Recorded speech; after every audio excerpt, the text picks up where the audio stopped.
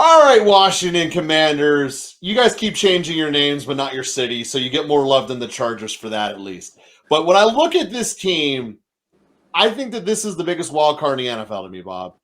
The fact that they had so much go wrong for them, particularly in the offseason, that you should not have again and you cannot expect to have again. You can't have your head coach also be responsible to be the owner at the same time. It's a very big ask and it's a drain upon your team. And that's what Schneider put upon this team in the past. I don't think their starting running back is going to get shot before the year starts. But the obvious elephant in the room is both of their quarterbacks from last year are not on the roster. And is Sam Howell, a fifth-round quarterback, going to be Dak-esque? Is he going to be able to show up and step up? Because the receivers they got have talent. I love me some Terry McLaurin. I absolutely love it. And I think that Dotson has a chance of really taking it to the next level. They went all in a couple years ago with getting all the defensive linemen in the first round. And quite frankly, we're not really seeing the results that would have been expected from that. Across the board, you have 4 first-round picks putting their hand in the ground, and you're not really seeing the results from it.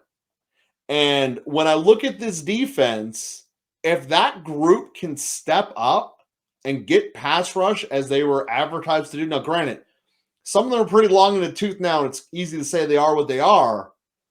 But if it can be dug out, I'd love adding Emmanuel Forbes. I don't love his body size, but he's a ball hawk. I personally would have taken Gonzalez over him, but still, adding a solid corner, adding a good nickel corner in the second round, this team has stepped up to play passing games.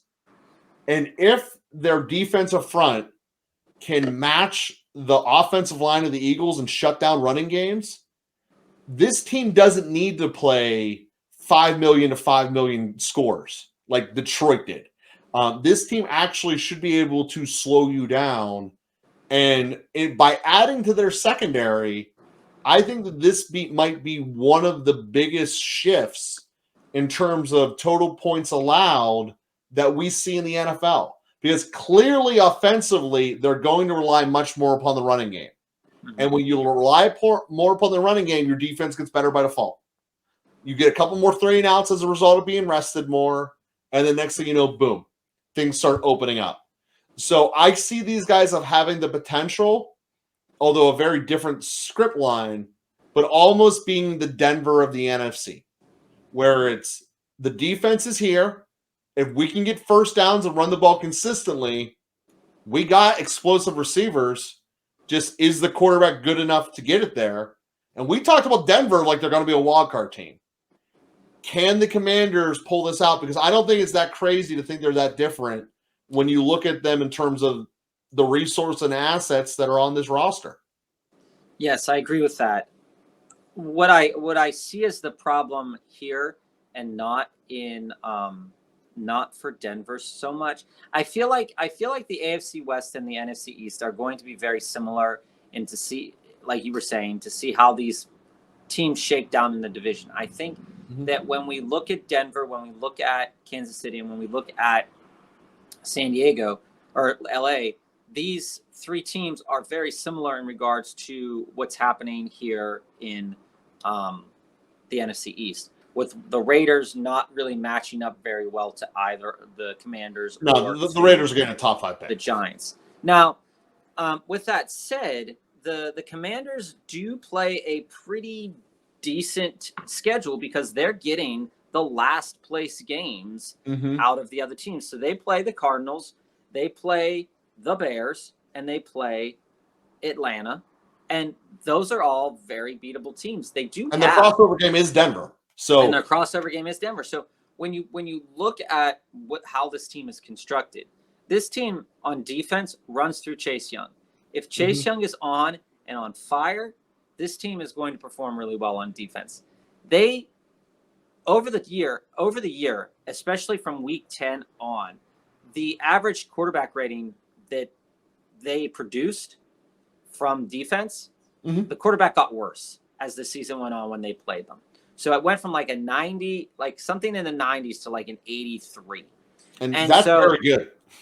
You look at it, their ratios all were better as the season went on.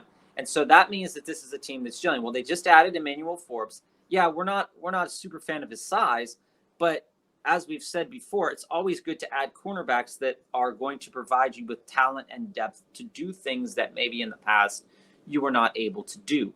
The biggest shift in this team is going out and getting Eric Bieniemy.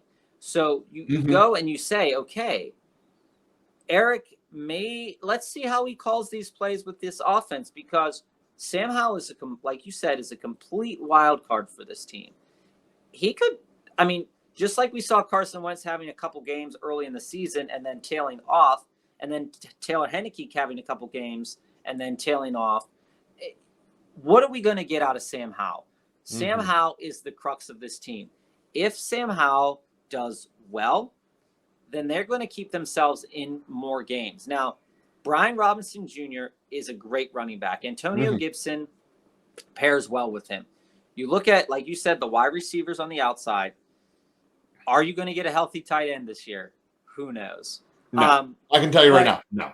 But this team, in terms of firepower, is more so what I'm saying is that if it had a quarterback that we knew was a reliable option, I think we could be looking at the Commanders as getting that wild card spot. Yeah, that receiver room is one of the most underrated receiver rooms in the NFL, Bob. This is Rivera's last chance to get the quarterback right. They have Howell, they have Jacoby Brissett. So Jacoby Brissett proved with Cleveland last year that he can actually move the ball down the field. And I know you're not going to start Jacoby Brissett unless Sam Howell does really bad, because Sam Howell's your future and not Jacoby Brissett. But if for some reason Sam Howell doesn't produce, I think having Jacoby Brissett on your team is actually not a bad option. But unfortunately, in the division that they play in, I think that it's so competitive that unless certain players are down from the other teams, that I don't think the Commanders can beat a fully healthy Philadelphia team. And I don't think the Commanders can beat a fully healthy Dallas Cowboys team, which insofar you're going to accumulate now 4 losses. Well, I think they match up much better against the Cowboys than they do with the Eagles. They do, but I'm saying I like the Cowboys better this year. And for that reason, I think if you get bigger on Dak than me. If you get a healthy Dak and you get a Dak that was performing to the capabilities that we saw a couple, like during his power year, this, I don't think that Sam Howell is going to do anything. And I don't think that and this is the same problem Atlanta's going to have. This is the same problem that Atlanta's going to have, is that on offense, we are going to have to find out, is Desmond Ridder going to be that dude? Because we know the running game is going to be good, and it's in healthy hands with both Bijan and Tyler Algier over in Atlanta, and it's in healthy hands with Gibson and Brian Robinson. The biggest question mark for a lot of teams that are thinking about making their way to the next step, and it's the same thing for the Steelers, is Kenny Pickett going to take it to the next level?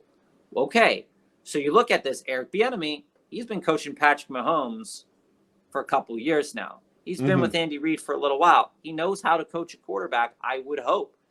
Sam Howell isn't Patrick Mahomes, but what is Eric Bieniemy going to get out of Sam Howell is the question mark. And that's going to be the X factor for this whole team, is if they can move the ball and they can continue to keep these strong defenses off the field. That's how they're going to have to win. That's how they have to win. But how soft the NFC is, and the fact that they got that last place schedule, I can see them sweeping the Giants very easily. And you go 3-3 in your division. Well, now all of a sudden you got yourself a chance. Remember, they tied the Giants last year. Yeah. So that was weird too. But I just think as you hit on, Bob, the team improved as it finished out, and some of that had to do with Wentz not being there, but it had to do with the gelling. And the whole thing comes down to, will the gelling continue? Will the running game pick up? And I think it will. That was the one thing about Kansas City that was always like Mahomes is awesome, but they can't run the ball. They can't run the ball. And the fun thing too about Robinson ain't that different from Pacheco. In my mind, the biggest comparison with the Commanders to me is the Pittsburgh Steelers. Okay. You may hate that, but I feel like the way that the Steelers player personnel and the Commanders player personnel, both on offense and defense, can give you enough to beat really good teams. It just depends on if their top guys Chase are plays like TJ Watt. I get it, and perform. That's the difference, right? Chase, can he perform to the level of TJ Watt coming back from these injuries? You saw what happened to this team when Chase Young isn't playing, and you saw what happened to this team when the Steelers didn't have TJ Watt. You've also seen, at least last year, with Kenny Pickett, the growth and the struggles of having a young quarterback being able to perform. It's also a team that got a lot better as the year went on. Team got better as the year went on, even though we hate the offensive coordinator for the Pittsburgh Steelers. And the schedule got a little bit easier. You started to see a little bit of things happening. But you go out there and you can't lose inexcusable games like to the Colts last year. So that's the question mark for the Commanders for me, is they can play up to competition for sure, 100%. But how are they going to go out? How are they going to play against Arizona? How are they going to play against teams that are definitely beatable teams? Because there's no doubt in my mind that they're going to give good games to Eagles, Cowboys, and Giants. But when push comes to shove, how are they going to play those other teams in their schedule? And that all comes down to coaching. I think Rivera is a good coach. I think Bieniemy is a good coach. And I think if they can figure out Sam Howell, look out, because this team could surprise a lot of people. So if you're already still watching us as a Commanders fan, click like and subscribe, because that's what we're here for. And in a couple of weeks, we're going to be beginning our fantasy conversations. Where is McLaurin? Where should he be going? What about Robinson? So that's what the conversation will be. Again, click like and subscribe, and we'll see you there.